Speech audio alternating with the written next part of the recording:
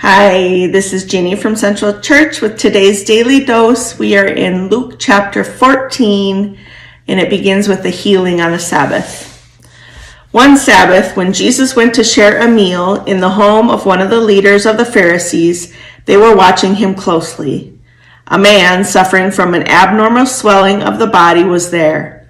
Jesus asked the lawyers and Pharisees, "Does the law allow healing on the Sabbath or not?" But they said nothing. Jesus took hold of the sick man, cured him, and then let him go. He said to them, "Suppose your child or ox fell into a ditch on the Sabbath day. Wouldn't you immediately pull it out?" But they had no response.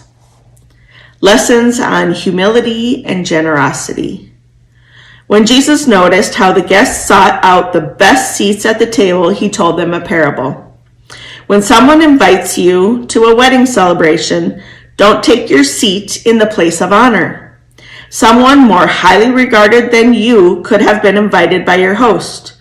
The host who invited both of you will come and say to you, "Give your seat to this other person." Embarrassed, you will take your seat in the least important place. Instead, when you receive an invitation, go and sit in the least important place. When your host approaches you, he will say, "Friend, move up here to a better seat." Then you will be honored in the presence of all your fellow guests.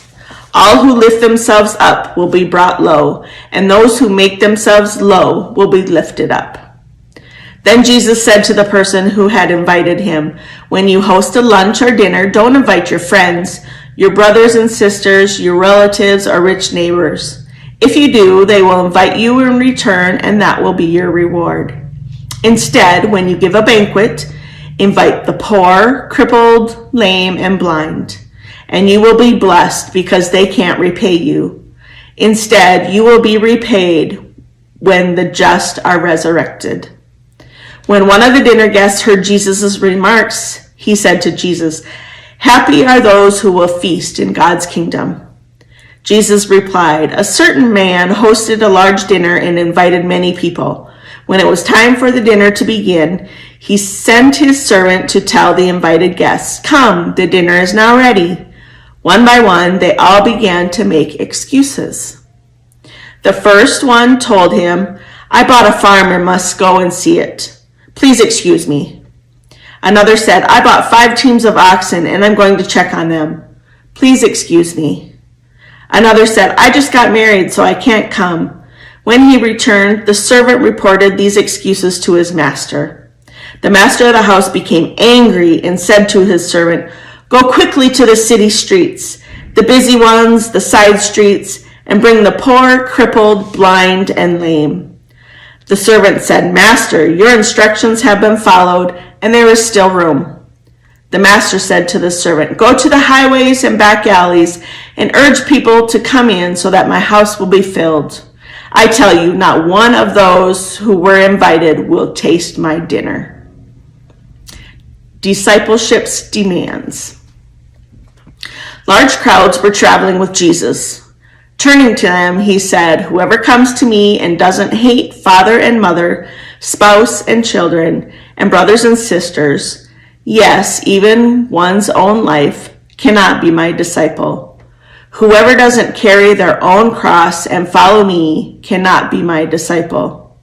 If one of you wanted to build a tower, wouldn't you first sit down and calculate the cost to determine whether you have enough money to complete it? Otherwise, when you have laid the foundation but couldn't finish the tower, all who see it will begin to belittle you. They will say, 'Here's the person who began construction and couldn't complete it.' Or what king would go to war against another king without first sitting down to consider whether his 10,000 soldiers could go up against the 20,000 coming against him? And if he didn't think he could win, he would send a representative to discuss terms of peace while his enemy was still a long way off. In the same way, none of you who are unwilling to give up all of your possessions can be my disciple.